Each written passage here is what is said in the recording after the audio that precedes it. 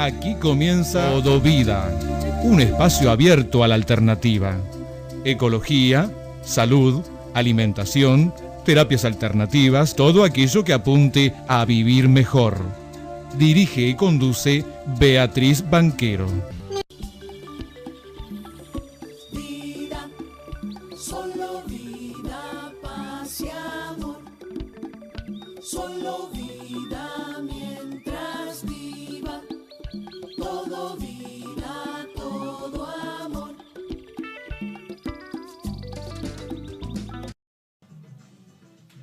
Todo vida, todo amor. Preciosa esa frase. Y forma parte del tema de Alejandro Carvajal, el hijo del sabalero, que está viviendo en Ámsterdam, Holanda, y que sigue haciendo música. Y este tema me encantó. Lo conocí gracias a Juan Antonio Castro, Canto y Fogón, de emisora FM de Pando, emisora del Molino.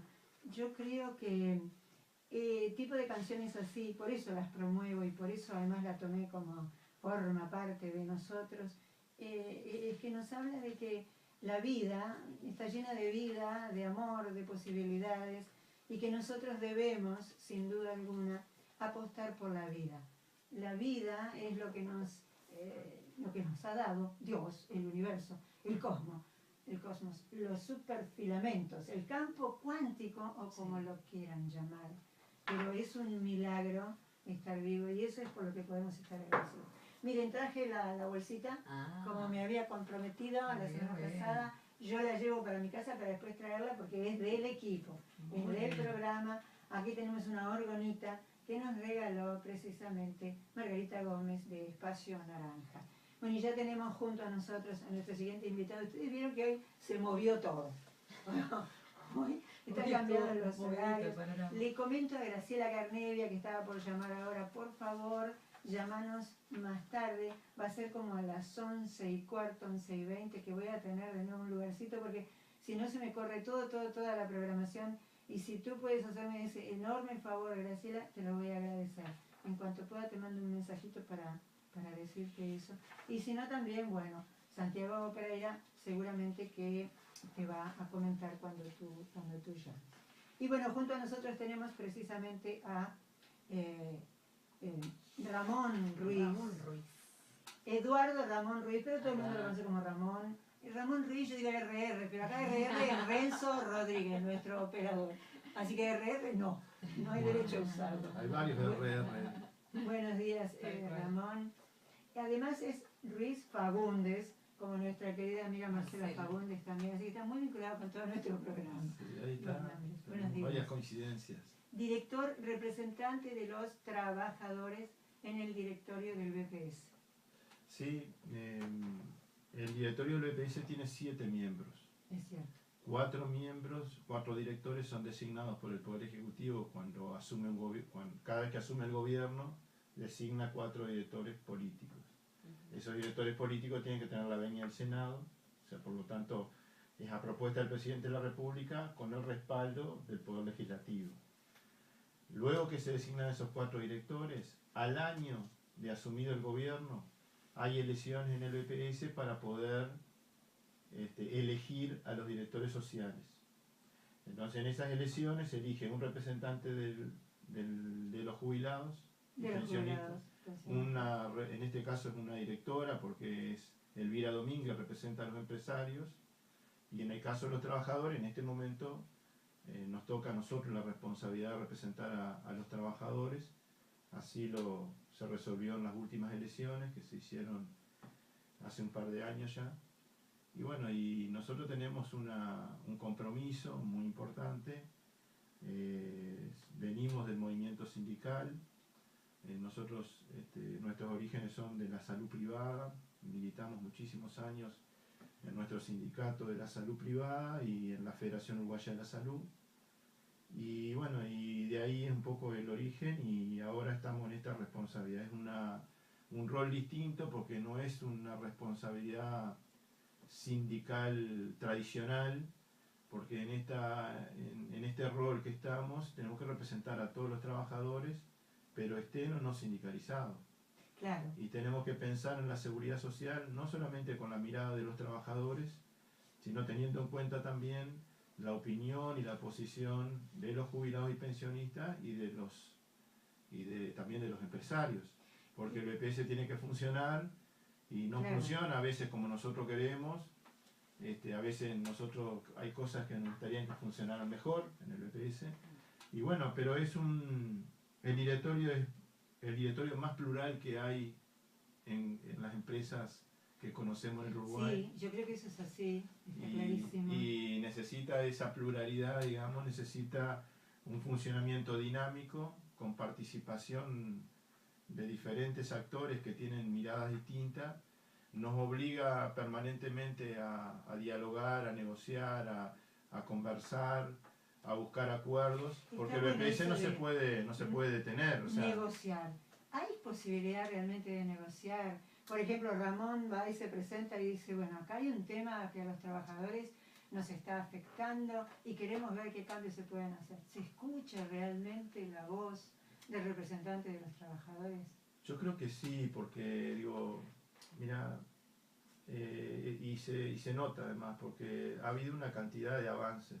Por ejemplo, te digo algo muy cercano que fue el año pasado, cuando el Poder Ejecutivo entendía, interpretaba de que había que hacer un cambio para los trabajadores en la construcción, calculando distinto la forma de llegar a lo que cobran en algunas partidas salariales.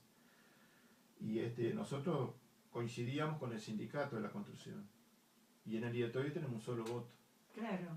Sin embargo, eso se logró frenar. No se tomó la decisión de llevar a la práctica eso que pensaba el Poder Ejecutivo, porque digo, combinamos también las acciones del sindicato con la posición que tiene el representante de los trabajadores. Y a veces dentro del directorio uno es un voto, pero en la calle, en la movilización, hay muchas voluntades que respaldan ese voto, y eso pesa a la hora de tomar una decisión. Lo mismo pasa con los jubilados, que han logrado muchas cosas, y digo, sin embargo, el jubilado tiene un solo voto en el directorio, pero cuenta con nuestra solidaridad en el directorio. Siempre, por lo general, los trabajadores y los jubilados trabajamos con mucha sintonía y empujando las cosas. A veces ellos empujando nuestros planteos, nosotros a veces empujando los planteos de ellos también, y eso hace que, logrando alguna otra voluntad en el directorio, a veces llegando a consenso o unanimidad, y otras veces logrando una mayoría ajustada, avanzamos en algunos temas que nos interesan, pero también a veces respaldamos iniciativas que tienen los empresarios, o sea, iniciativas que plantean ellos, nosotros también, si son razonables, si nosotros entendemos que contribuyen para que funcione mejor el BPS, para que haya un avance en cuanto a los derechos y en cuanto al funcionamiento del BPS, nosotros hemos acompañado. También la representante de los empresarios ha sumado a algunos planteos que hemos realizado los trabajadores y los jubilados. O sea, ahí no hay una mayoría estática, no hay una mayoría que siempre esté... Son enemigos y yo tengo que hacer esto en contra tuyo, sino que cuando es razonable se pueden... Igual de todas formas hay un directorio dentro del directorio político, por decirlo, que tiene antecedentes también parecidos a los nuestros. Conozco prácticamente a todos los directores que están por el Poder Ejecutivo de otras luchas anteriores, donde también estuvieron junto a nosotros coincidiendo mucho, y eso ayuda también a que esa composición logre sintonías, logre acuerdos, creo que es muy importante destacar que no hay una mayoría, digamos, con mano y yeso. Que diga, bueno, siempre se votan los 4 directores políticos y los 4 directores sociales. Claro. Los 3, perdón. Te cuento, por ejemplo, sin ir más lejos, en la última sesión del directorio venía un asunto donde, y no estoy haciendo ninguna infidencia, por supuesto, pero por ejemplo, 2 directores políticos votaron como venía el asunto, 2 directores políticos modificaron y coincidieron con el planteo que hacíamos trabajadores, jubilados y empresarios. Conclusión que se hizo, claro. Y o sea que no hay tampoco la mayoría se logró con una composición bien plural también. Y eso es muy importante. Ruiz, tenemos en la mano un material que yo ni siquiera sabía que existía. Muy interesante, donde explica muy bien todos los derechos y obligaciones en materia de seguridad social, manual nivel 3, esto es para adultos. Sí. También hay un manual para niños, hay un manual para docentes, Para jóvenes también. para jóvenes, para entender todo esto. Porque parte de la labor del BPS, parte de su deber es difundir lo más que pueda lo que tiene que ver con la seguridad social. Sí, hay que destacar eso porque creo que en el BPS, en la seguridad social, sobre todo en las políticas públicas, es muy importante la información, porque a veces a mí me duele mucho y siento a veces mucha impotencia cuando luego de aprobar una ley, luego de reglamentarla, luego de tener el derecho, la herramienta, digamos, por no tener la información adecuada, hay gente que no accede al derecho. Entonces es una verdadera lástima. Claro. Que alguien que tenía derecho a algún servicio, ya sea monetario, ya sea una prestación monetaria, o sea la asistencia desde el punto de vista de su salud, o cualquier otro beneficio en, por ejemplo, una prótesis, Claro. una órtesis, Los lentes. los lentes, o sea, que por el hecho de no conocer la normativa, se quede sin esa prestación. Entonces, a mí me parece que la labor del EPS de informar, yo creo que tenemos que informar más todavía. Por supuesto. El No síntoma, sabemos mucho. lo que comentabas recién, no sabía que existía este manual. Claro. Eso Y soy comunicadora. a mí me Esta altura pone... es un pecado de mi parte también. Sí. Yo he leído, sí, en la página del BPS, no sabía que estaba por escrito, Hay no sabía tanta que información existía en la como página material, que... no sabía que se lo daban a los docentes, que lo podían llevar a la clase, que se podía hacer incluso una charla con un grupo de estudiantes de donde sea, pero nosotros tenemos algunas dudas, como los minutos corren. Sí, por Hoy supuesto. empezamos un trote, que nos han planteado que, además de que hay poca información, hay cosas que no entendemos bien cómo están sucediendo. Por ejemplo, a mí me llegó, yo comenté que yo fui a averiguar, ya la edad tengo, mis cartas lo demuestran, y averiguar a ver qué pasa con mi historia laboral, y yo me encontré que hay como 20 años de trabajo no figuran en la historia laboral. Entonces lo comenté al aire, digo, qué disparate, cómo existe esto en el siglo XXI, todo computarizado, todo tanta información por todos lados, como decía hoy con el celular, tanta información y no saben que nosotros no cambiamos la hora en Uruguay. Entonces, ¿cómo pasan estas cosas de que no aparece en la historia laboral? Bueno, Se perdió en el camino, se quemó, bueno, hubo un incendio, pero yo creo que no estamos hablando del incendio cuando mucha gente que hoy se está jubilando te dice no aparece en mi historia laboral. Bueno, a ver, nosotros de repente hoy con todos estos dispositivos y todas estas herramientas informáticas, Sí. y con la velocidad que tiene la información y con digamos, las posibilidades que tenemos hoy, quizás nos cuesta imaginarnos que hace 23, 24, 25 años no existía el celular, no había la internet que hay hoy, era otro tipo. Claro, no. Porque digo, ¿te acordás cuando nos comunicamos para tener internet, que nos teníamos que comunicar a un número de Antel y estaba rato sonando hasta que de repente quedaba conectado, salía carísimo? Sí. Y en ese momento el flujo de información que podía trasladarse, digamos, que podía transmitirse era de un lado a otro, era más reducido. Ahí yo no entiendo mucho informática, Pero en aquella época, Ramón, habían carpetas escritas, resulta que en determinado momento se digitalizaron. Y ahí uno dice, bueno, porque yo fui y le pregunté a la chica, me dijo, la computadora dice, no chica, la computadora no dice nada, no habla, la computadora solo muestra lo que alguien cuando digitó le escribió y le puso como datos. Iba a eso. Eso. Entonces, ¿qué ocurre?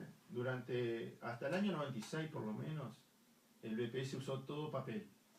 1996, Sí. todo por escrito. Todo Sí, por porque en 1996 comenzó la historia laboral. Y incluso en esa época coincidió con un avance tecnológico muy importante por parte del BPS. El BPS es una de las empresas públicas que más adelanto tecnológico tiene y que más se ha desarrollado en el aspecto informático. El BPS tiene la base de datos más importante del país. Nosotros tenemos más información sobre personas que habitantes en el país. Porque tenemos la información de gente que se fue del país y gente que ya falleció. Claro. Porque esa Claro. gente que ya falleció generó derecho para otra gente que quedó pensiones, desamparada. por ejemplo. Entonces, en la base de datos nuestra tenemos mucho más información que la cantidad de habitantes que tenemos en Uruguay. Interesante dato. La otra cosa, es tan importante ese banco de datos que cuando se hizo la reforma de la salud, el EPS fue una herramienta fundamental para poder determinar los vínculos familiares de los hijos, del cónyuge, del concubino, de los padres, para generar, digamos, el derecho a la salud de los familiares a partir del descuento que le hacíamos al trabajador o al jubilado. Es tan importante esa base de datos que cuando se hizo la reforma tributaria, para hacer el descuento del IRPF se necesita cuánto gana la persona, si tiene 2 empleos, si tiene deducciones por hijo, por alquiler, ¿quién tiene toda esa información? Claro. La tiene el BPS. Hay superposición de información. Entonces el BPS colaboró con la reforma tributaria.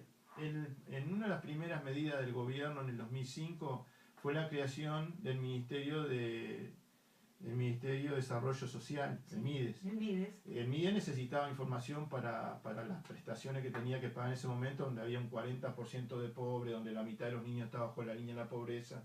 Se necesitaba información. ¿Quién la tenía? El BPS. Entonces, el BPS es uno de los institutos que más se ha desarrollado en informática y en la parte tecnológica. Pero, ¿qué ocurre? Cuando empieza todo ese desarrollo, se empieza de ahí para adelante. Porque era muy difícil agarrar todas las carpetas y digitalizar todas las carpetas, porque eso hemos precisado la misma cantidad de funcionarios que ingresa todos los días para poder actualizar toda la información para atrás. Entonces, ¿qué se hizo? Se empezó a partir del 96 para adelante a digitalizar todo, pero del 96 para atrás, cuando viene alguna persona a hacer el trámite jubilatorio, a esa persona le buscamos la carpeta, la digitalizamos, ingresamos esa información para que esa persona se pueda jubilar. Sería bastante difícil que hoy estemos actualizando eso y nos estemos atrasando con los que se van a jubilar ahora. Claro. Entonces la prioridad es, por ejemplo, yo me voy a jubilar seguramente dentro de 10 o 15 años. El BPS no se va a poner a actualizar mi historia laboral, porque no la necesito ahora. Él tiene una parte de mi historia laboral está en papel y otra parte de mi historia laboral está Pero digitalizada. esa parte que está en papel está todavía. Sí, Porque la chica me dijo, no, le digo, irán a mi carpeta. Le dije, a mí me están faltando 20 años de trabajo y no es poca cosa y lo voy a reclamar. Y me dice, no, eso ya no existe, se digitalizó. bueno, Digo, ahí tenemos algunos problemas, porque ¿qué ocurre? Anterior al 96, algunos que peinamos cana nos acordamos, sí, las empresas tenían obligación de guardar la información por determinado tiempo. Después, imagínate los archivos de papel y papel y papel y papel, de recibos, de sueldo, Sí. de planilla, de todo eso, llega un momento que no tenés dónde guardarlo. Entonces, la ley decía, bueno, después de determinado tiempo, cuando ya no hay reclamos y todo lo demás, uno puede eliminar papel, o sea, sí, desaparece. las empresas. Pero el BPS también. Bueno, ese papel resulta que si había, digamos, obligación de guardarlo durante todo ese tiempo, era para todo el mundo. Porque, ¿qué pasaba? Había un sistema de seguridad social que no necesitaba información de 20 años atrás. ¿Cómo se jubilaba la gente antes del 96? Se tenía en cuenta los últimos 3 años para jubilarse. Entonces, tenía que tener igual 30 años de trabajo. sí, pero eso... Y ahí a tenía ver, que demostrar que sí que había trabajado. estábamos en 30 otro años. país. Anterior a los 90, al 96, la gente se jubilaba con una tarjeta de un político. O sea, a O veces... con testigos. O con ¿no? testigos gente que y se testigos jubilaba que con testigos. dejaron mucho que desear, porque hubo mucho desorden en esos tiempos. Por algo fue una de las razones por las que se privatizaron parte de los fondos de la seguridad social y hubo esa reforma en el año 96 que creó las AFAP y la historia laboral. Porque había un desorden muy grande anterior al 96, donde gente que no había trabajado se jubiló, Sí, ¿no? Y gente que trabajó no se pudo jubilar. es verdad. Entonces, por eso digo, anterior al 96, lo que hacemos hoy cuando alguien se va a jubilar, Sí, ahí tiene está, que presentar hagámoslo. algunos testigos Pero por esa también, actividad. otra Porque chica, no hay... porque lo no- interesante es esto. a ver, Cada uno me dijo una cosa distinta y ahí es cuando yo dije, está bien, el funcionario dentro de lo que es eficiencia, eficacia, tendrá la libertad de tomar ciertas decisiones, pero cada uno me dijo una cosa distinta. En otra, porque periodista que soy, me fui a distintas dependencias del BPS, distintos funcionarios para hacerles la misma pregunta. Obtuve distintas respuestas. Una de ellas fue, no, ahora ya no se aceptan testigos. Bueno, ahí... Oh, cielo, dije yo, ¿cómo va a ser eso si no coincide y hay una realidad y yo puedo presentar testigos? La comunicación es un tema muy Sí, complejo, ¿no? lo sabremos. Son periodistas, es muy complejo y seguramente a veces a mí me encanta la comunicación, ¿no? O sea, seguramente Vivo en me esto. hubiese gustado trabajar en una radio o en algún medio. Bueno, las puertas están abiertas. Y permanentemente, si mirás el trabajo del equipo, hay una línea del trabajo que tiene que ver con la comunicación. Hay una línea que tiene que ver mucho con la formación. Empezamos gente formada en seguridad social. Hay otra línea que tiene que ver con la comunicación. Tenemos que comunicar. Comunicar no es hacer propaganda. Comunicar es dialogar, es un ida y vuelta. Bueno, traspasar todo lo que... correctamente el mensaje que le tenía que traspasar. Y tenemos otra línea que tiene que decir, tenemos que organizarnos para hacer todo eso, porque si no es imposible. Pero seguramente a veces la comunicación depende un poco de los que participan y eso, como es muy interactivo, muchas veces el funcionario de repente no alcanza a decir toda la información cuando le pregunto. Recién me hiciste como 5 preguntas en este ratito y no terminé de contestar ninguna, realmente contestarla, porque una sola pregunta daría para todo un programa. Para una hora. Y como porque, no por ejemplo, es cierto que hoy no se aceptan más testigos. Hoy no se aceptan más testigos. Hoy tenés que tener registro de la seguridad social. Pero del 96 para atrás sí se aceptan testigos. O sea, hoy no se aceptan testigos. Esa funcionaria que dijo eso lo dijo bien. Lo correcto. No dijo, faltó una parte. En otro lugar te dijeron quizás, no señora, anterior al 96 no hay nada, tiene que traer testigos. Claro, no hay. Entonces, y esa persona también dijo otra parte de la verdad. Sí. A ver cómo fue. Porque es cierto que anterior al 96 no, de repente el BPS sobre esa empresa no tiene nada y necesito tener testigos. Porque no puede ir a pedirle a la empresa. La empresa ya lo puede haber tirado. Digo, si va y la empresa tiene todo guardado, porque hay empresas que guardaron todo, no hay problema, porque la empresa hace una nota, se comunica con el BPS, le manda la información y ahí el BPS le facilita pila, le facilita una cantidad. Claro. Ahora, el problema que tenemos es que hay empresas que no guardaron esa información. Hubo empresas que cuando cerraron, mandaron toda esa información al BPS y el BPS la tiene guardada. En algún lugar. En algún lugar la busca, hay un archivo muy grande del BPS donde tiene información de empresas que eran muy ordenadas, que tenían toda la información, que cumplían con, porque ese es otro problema, había empresas que querían destruir porque había irregularidades. Pero empresas que realmente cumplían y que tenían todo ordenado, el día que cerraron les llevaron toda la información al BPS y dijeron, bueno, acá está todo el archivo. De mis funcionarios, de quién trabajó, de qué fecha, cuánto ganaba, etcétera, etcétera. Eso es muy importante. Yo lo que les recomiendo a los trabajadores es que no esperen a los 60 años para hacer esto. Que unos años antes, porque si uno va muy joven a decir yo quiero ordenar mi historia laboral, el BPS le va a decir cuando estés más cerca. Cuando estés más cerca. Ahí está. Claro, vení. Aquello de que si te vas a jubilar dentro de 15 años, no me porque pidas dentro ahora. de 15 años quizás hay otras reglas de juego. Claro. Así como en el 96 se cambiaron. Entonces, a mis compañeros les digo, uno tiene que estar atento a cómo está la historia laboral. No esperar hasta el último día, porque a los 60 años me quedo sin trabajo, vengo a pedir la jubilación, hay años que no están, que tengo que presentar testigos, va a demorar mucho el trámite y yo por mientras no tengo salario y no tengo jubilación. Hoy día, ¿cuánto más o menos demora el trámite? Bueno, hay diferentes situaciones. Si tengo todo ordenado en mi historia laboral y está todo registrado, es automático. Me jubilo hoy y casi al mes estoy cobrando 45 días, Caramba. estoy cobrando. Ahora, si yo tengo una historia laboral desordenada, donde tengo poquitos años registrados en el EPS y lo otro va a ser todo con testigos, inclusive del 96 por acá no pueden, como dijo la señora, no puede haber testigos, tiene que ser 96 para atrás, seguramente ese trámite va a demorar y el que espera desespera, dicen, ¿no? ¿Meses? ¿Años? No. Puede- ¿Por qué demoraba años una jubilación? En algunos casos te digo que puede llegar a demorar mucho porque ¿qué pasa? La persona presenta pocos años registrados y muchos años con testigos.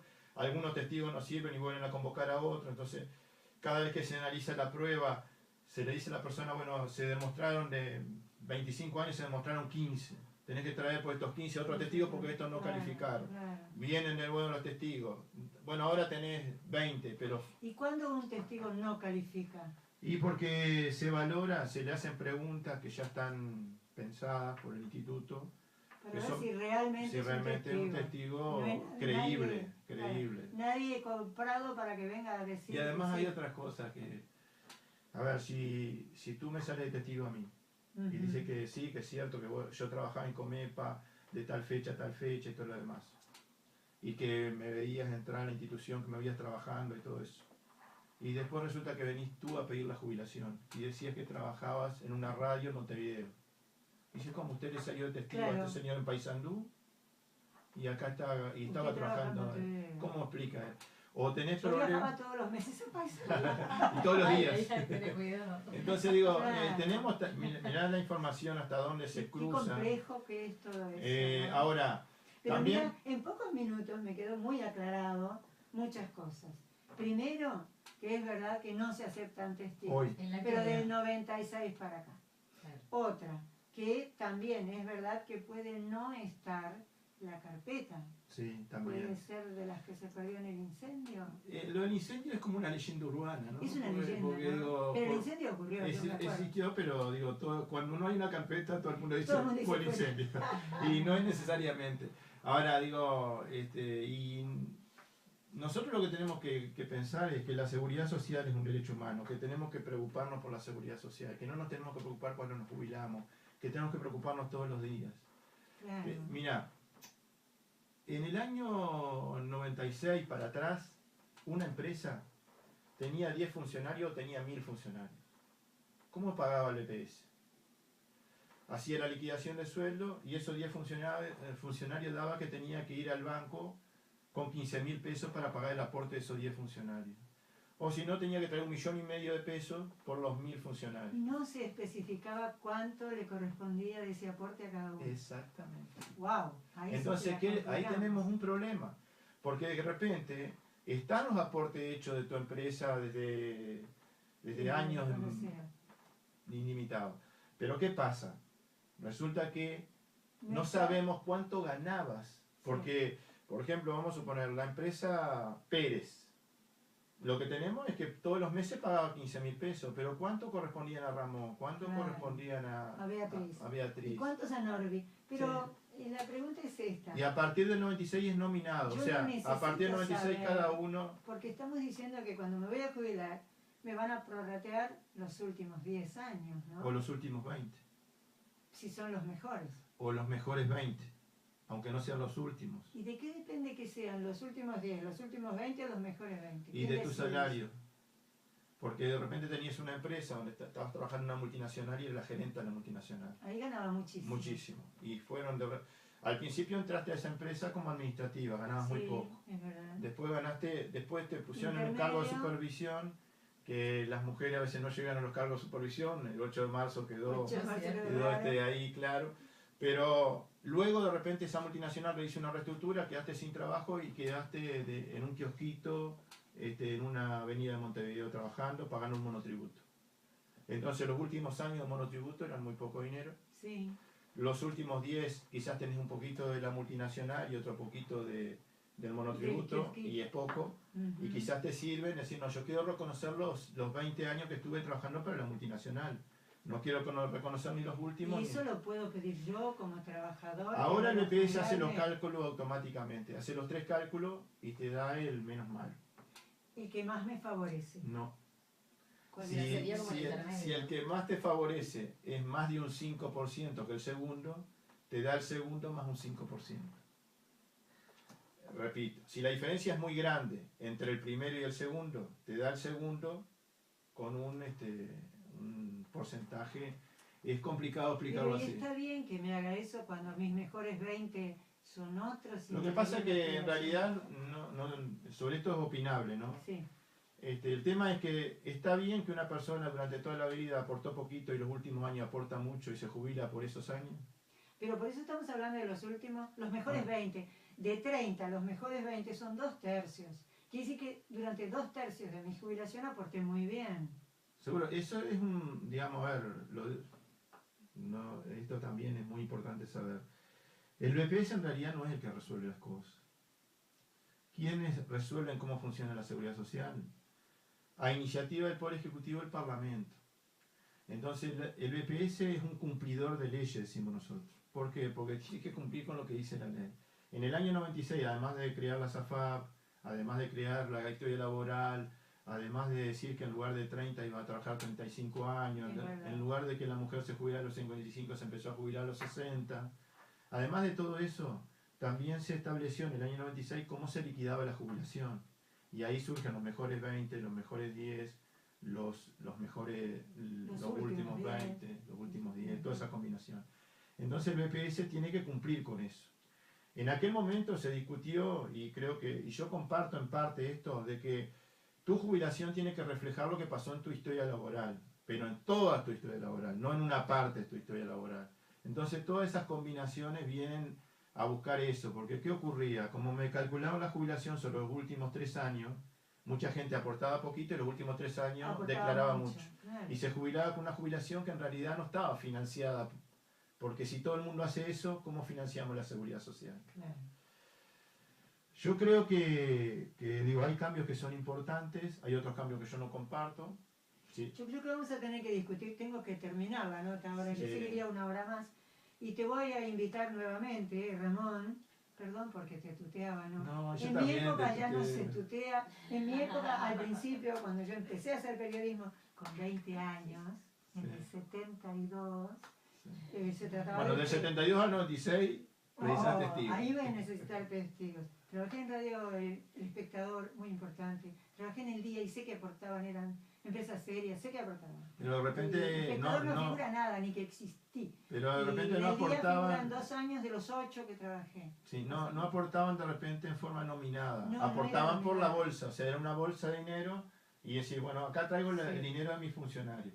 Sí. No estoy diciendo que estaba bien o que estaba mal la liquidación de Era ese así como dinero. se hacía. De repente, Ramón, yo decía que vamos a tener que invitarte nuevamente porque una que se nos quedó en el tintero y es muy importante y muy discutida es que con el tema de la SAFAP, yo sé que muchas veces los legisladores lo que han hecho es tratar de ver, bueno, a ver, vamos a apretar cómo hacemos y aprietan cinturones de los demás porque ellos cobran divinamente bien. Eso lo dije yo, no Ramón Ruiz. Ellos cobran divinamente bien, pero le aprietan el cinturón al resto de la ciudadanía. Entre otras cosas, con la SAFAP, a la mujer se la discriminó mal, negativamente, porque a igual cantidad de años de trabajo, igual cargo, igual sueldo, igual aporte por ser mujer y tener una mayor expectativa de vida, va a cobrar menos de jubilación que un hombre en la misma circunstancia. acabamos de resolver eso en diciembre con una ley, que fue la ley que era para los cincuentones en Para los principio. cincuentones. Ahora va a haber una tabla de mortalidad UNICEF para calcular la jubilación de la FAP y hombres y mujeres le vamos a calcular la jubilación con la misma tabla. Pero la tabla dice que la mujer vive más. No, No tenemos la culpa de eso. no. Somos mejores nada más. La ley de la SAFAP dijo que había que liquidar la jubilación de la SAFAP teniendo en cuenta 2 tablas de mortalidad, una para el hombre y otra para la mujer. Ahora va a haber una sola tabla para hombres y mujeres, que por supuesto es un promedio entre las 2 expectativas de vida. En ese caso, ahora con esta medida, los hombres van a cobrar un poquito menos de jubilación, Y las mujeres un poquito más, y vamos a estar todos con la misma tabla. Ahora, yo con la AFAP lo puedo entender, porque es todo lo que se juntó, hay que repartirlo en la cantidad de años que te voy a pagar. Si fuera que se guardó, pero como en realidad se puso en negocios para que diera ganancia y rentabilidad, no necesitan que porque probablemente voy a vivir más me vayan a pagar menos. Pero con el régimen anterior era solidario. O sea, no importa si yo vivo 10 años o 20 o 5 después de jubilarme, merezco por la cantidad de años que trabajé. Sigue existiendo ese sistema porque viste que se llama Sistema de Seguridad Social Mixto. Mixto. Porque hay una parte todavía del BPS, que el BPS paga las jubilaciones hasta determinada franja salarial, que es 53.374 pesos, hasta ahí paga el BPS, y por encima de eso es lo que paga la FAP. En algunos casos, como hay la guía para otro programa, Sí, sí. me anoto y Lo haremos. lo coordinamos con tiempo Coordinamos. y vengo. porque ahí lo que hay es que algunos trabajadores hacen la opción del artículo 8, entonces aunque ganen menos de 53.374, Prefieren el BPS. prefieren la FAP. Ahí está, se afilian voluntariamente y la mitad de su aporte va a la FAP y la otra mitad va al BPS. Entonces él se va a jubilar por la mitad de su salario por el BPS y por la otra mitad la FAP le va a devolver algo. Nosotros, a ver, yo me declaro el enemigo número 1 de la SAFAP. El enemigo público número 1. Yo soy la segunda que se declara. ¿Por qué? Porque a mí me parece que la seguridad social es solidaria y no tiene que estar vinculado al negocio, al lucro. Porque además muchas SAFAP, y pasó en España y acá creo que también empezó a pasar, me salió mal el negocio, perdí todo el dinero. No, usted no tiene derecho a perder mi dinero. Sí. Bueno, digo, daría para hablar mucho, pero quiero cerrar con esto, sí. Ya que no sé si, ojalá que no sea cierre pero... Estamos en el cierre porque mirá, ya son 9:37. Con este aparatito que tenemos acá, que lo llevamos en la cartera, en el bolsillo. Y que le llamamos celular para los que no nos están viendo, hay gente que no va a estar viendo por YouTube. O con una tablet que tengo acá, o con una computadora, o en un ciber, o en la computadora de un amigo, en la ceibalita. Sí. En la ceibalita, en la computadora del nieto, del hijo. Uno puede tener acceso a toda la información de mi historia laboral. Entonces eso se llama contrato usuario-persona. Yo puedo suscribir un contrato con el BPS donde yo me hago responsable de esa información y el BPS dice, bueno, si le entregás el usuario y la clave a otra persona, yo deslindo mi responsabilidad. Porque ahí hay una ley que creo que es la 18.331 que protege los datos personales. Los datos personales. Entonces cuando alguien entrega esa información a la persona, tiene que quedar claro de que esa información es solo tuya y de nadie más. Y es tu responsabilidad si le das esa información a otra persona. Con ese usuario y esa contraseña, puedo ingresar a todos los datos míos en el BPS. ¿Cuál es la importancia de esto? Puedo entrar a los datos que están en la historia laboral digitalizada. Entonces, en lugar de ir al mostrador a preguntar tu historia laboral, podés ver que en el espectador esto, que en el país esto, que en Radio Cable, el día, que además cerró. Entonces ves toda tu historia laboral. ¿Cuál es la importancia de esto? De antemano sé qué es lo que está faltando de esa historia que no apareció. Y en tiempo real. Por ejemplo, yo estoy en una empresa textil hoy, o estoy en una empresa de curtidores, o en una empresa metalúrgica. Y miro mi historia laboral, y el mes pasado no hicieron mis aportes. Ya sé que no me hicieron el aporte el mes pasado. Quiere decir que en la historia laboral yo voy a estar viendo también el aporte que me hicieron mes a mes. Por cuánto jornal y por qué salario. Entonces no va a haber sorpresa al final de mi vida laboral. Porque yo tengo que ir a reclamar ahora. Yo con esa información puedo ir ahora, y si no voy ahora, no es que no sabía. Claro.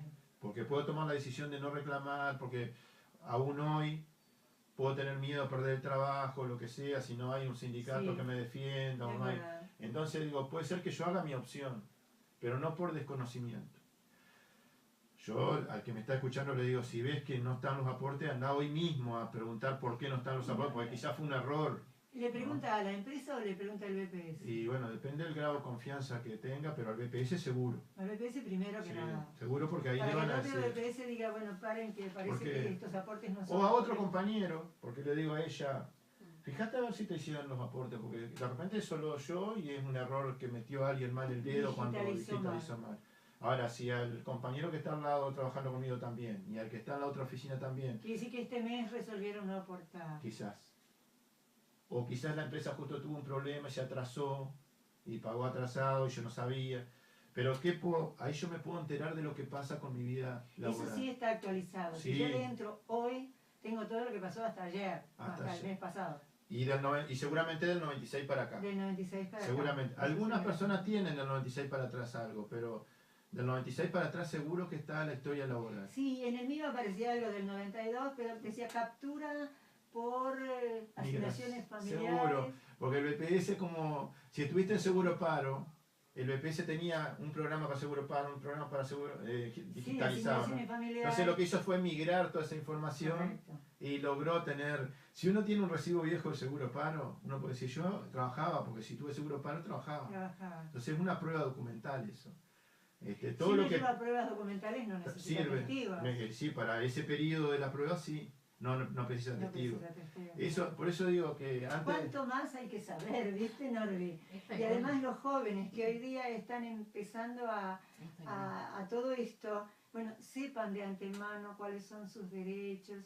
Mucho ocurría, sobre todo con las empleadas domésticas y con mucha gente que les ponían un aporte muy inferior a lo que de verdad cobraban. Entonces dice, está todo muy bien, pero si tú me pones un sueldo menor al que yo cobro, el día que me vaya a jubilar voy a cobrar 3 pesos. Hablo todos los días con los jóvenes. Sí, Cuando yo era joven, ¿sabes lo que me decían los viejos dirigentes sindicales o compañeros que tenían más experiencia que yo? Me decían, guarda todos los recibos de sueldo. guardar los recibos. Me decían, en una caja. A mí me lo dijeron. Bueno, ¿por qué? Porque esa era mi historia laboral.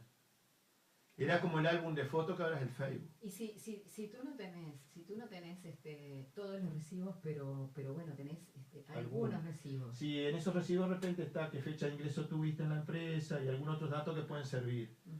Pero para los salarios tengo que tener el recibo de sueldo. Porque eso yo no puedo saber si después tuve un aumento o tuve una rebaja de sueldo. Claro, para saber el cuánto. Las horas extras. Pero el testigo tampoco va a saber No, cuánto ganaba. Los testigos demuestran actividad, no demuestran Años de salario. trabajo, Por eso. no salario. Entonces digo, a mí me decían guardar los recibos en una caja de zapatos. Era una gran No. Ahora le digo a los sabiduría.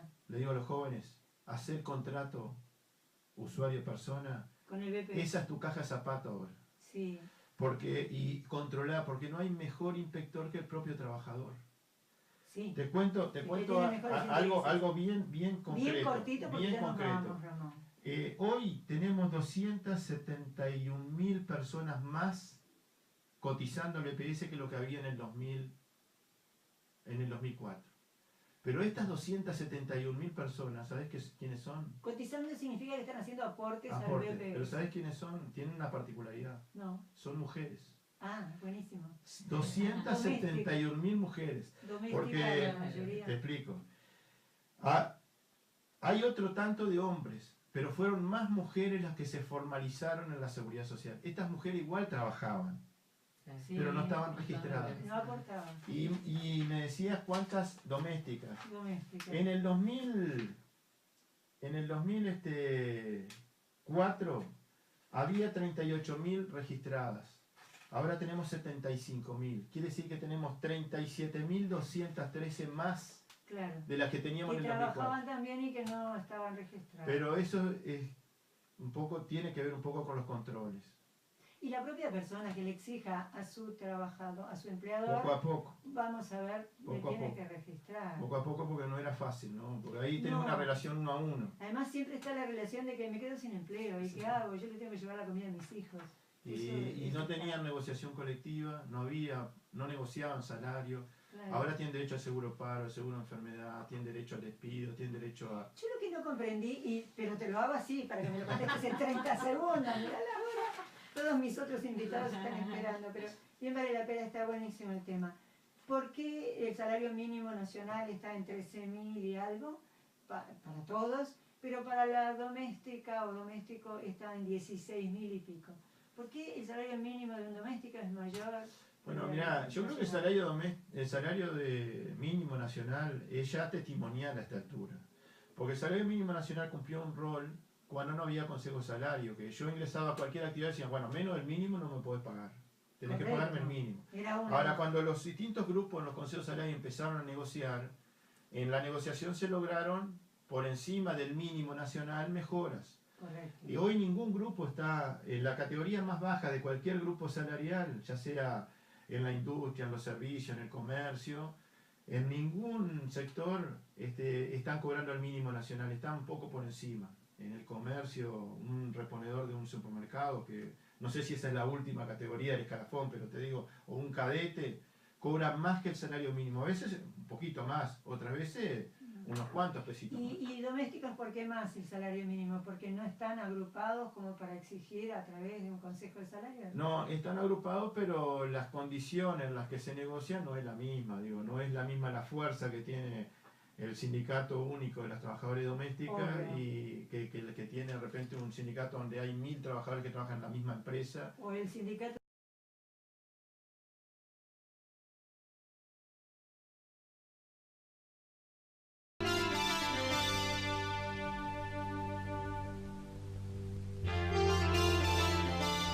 Hay mucha más información que programa a programa vamos a compartir con ustedes. Es una promesa abierta. Y así por hoy culminó Todo Vida. Hasta aquí, Todo Vida, un espacio abierto a la alternativa. Ecología, salud, alimentación, terapias alternativas y todo aquello que apunte a vivir mejor. Dirige y conduce Beatriz Banquero.